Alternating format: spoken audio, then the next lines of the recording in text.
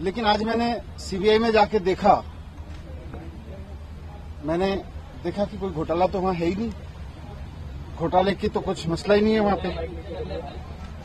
सारा केस फर्जी है, मैं जानता हूं सारा केस फर्जी है। और आज मैंने सीबीआई में 9 घंटे की पूछताछ के दौरान 9 घंटे जो मैं रहा वहां पे, वहां भी मैं समझ गया कि किस तरह से सारा केस फर्जी है और किस तरह से इन्होंने पूरी साजिश की गई है।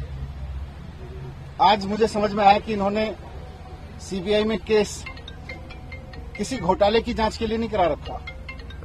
इन्होंने सीबीआई में जो मेरे खिलाफ केस करा रखा है वो दिल्ली में एक्चुअली ऑपरेशन लोटस को कामयाब करने के लिए करा रखा है।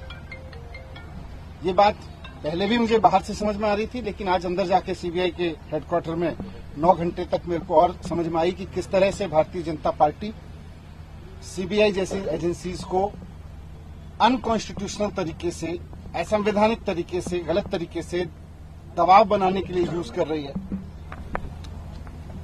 एक्साइज पे बात हुई, लेकिन मुझे आश्चर्य हुआ कि वहां भी साइड में मुझ पर दबाव बनाया गया कि आप छोड़ दो, आप में क्यों हो।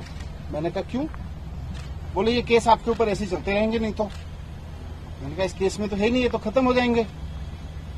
तो मुझे कहा गया कि साइड में कि सत्येंद्र जैन के पास कौन से केस हैं, सत्येंद्र जैन के ऊपर कौन से सच्चे केस हैं, वो भी चल रहे हैं। 6 महीने वो जेल रह सकते हैं तो 6 महीने आप भी रह सकते हो। तो मैंने कहा बीजेपी तो बहुत गंदी पार्टी है, मैं उसके लिए आप थोड़ी छोड़ सकता हूं। तो मुझे कहा गया कि नहीं देखो ये केस तो ऐसे चलते रहेंगे, दूसरा फायदा आपको वो लोग मुख्यमंत्री भी बनाएंगे फिर।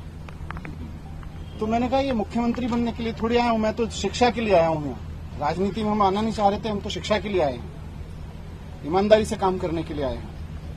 फिर मैंने साफ साफ बोल दिया कि भैया मुझको तो खुशी मिलती है जब दिल्ली के रिक्शे वाले का बच्चा इंजीनियर बनता है, तो उसमें जो खुशी मिलती है, मुझे सीएम बन के खुशी नहीं मिलती। सीएम बनने के बारे में सोच के खुशी नहीं मिलती। एक दिल्ली की मेड की बच्ची जब डॉक्टर बनती है तो मुझे खुशी मिलती है।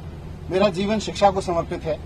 मैं इस तरह के ऑपरेशन लोटस के किसी दबाव में नहीं आने वाला। इनको जो करना है करें। पूरा केस फर्जी है, कहीं दूर से दूर तक कोई सच्चाई नहीं है उसमें। कोई 1 करोड़ का, 1 रुपए का कहीं कोई घोटाला नहीं हुआ।